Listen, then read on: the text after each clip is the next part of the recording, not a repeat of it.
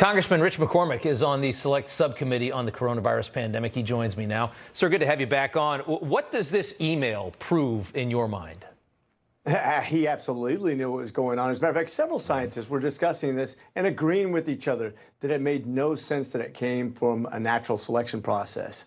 In fact, since then, the strangest thing of all is that the more data they got that convinces me, and it came from them most of the time, that this came from a lab where it said they were going to do the gain of function, where they requested funding for gain of function, which happened to be the epicenter of where this pandemic came from.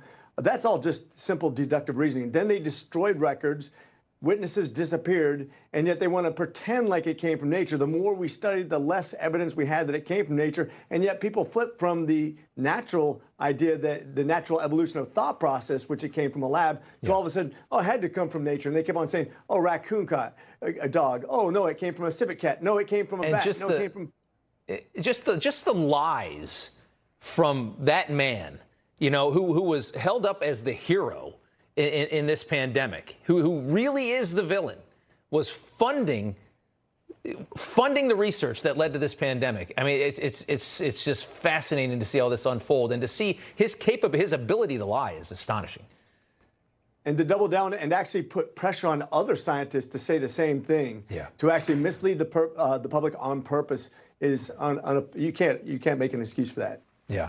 I want to bring in Stanford professor Dr. Jay Bhattacharya into the conversation. Sir, good to have you with us. You've always been the cautious one in your tone on this subject.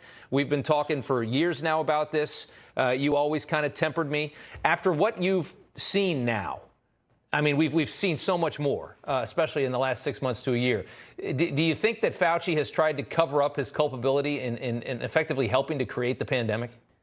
Rob, I think there's no doubt at this point that Fauci, he engaged in a cover-up. There really isn't a doubt. If you look in the history of this, Tony Fauci was a champion of gain-of-function work. During the pause in gain-of-function from 2014 to 2017, he signed off on gain-of-function research at the Wuhan lab, like including collaborations with the Wuhan lab. And in 2017, he put forward a process to evaluate gain-of-function work, so that he could wash his hands of it. That's how he could tell Rand Paul, oh, people up and down the chain have like looked at this and cleared it. No, the issue is that he really was a champion of this work, and he was misleading the American people when he said he wasn't. This stinks to high heaven, Rob. Right. Congressman, final word to you. I mean, what do you think went through when Fauci realized that you had this virus spreading and it was doing this damage, and he knew where it came from? I mean, I can't fathom what went through his mind. Probably some curse words first, and then how do I cover this up? This is when he started allowing grants to go out to scientists to change their mind and convince them to help him with the cover-up. And then once they go down that road, they can't turn back. And since then, we have captured no animals that this continues to propagate in. There's no antibodies in nature. And China has put an amazing amount of pressure on themselves to find something. They've never found anything. All evidence leads to the Wuhan lab.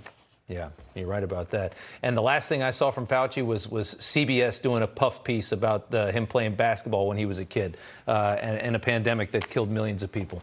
That's establishment media for you. Gentlemen, to you both, thank you so much. Good to see you guys. Have a good weekend. You too.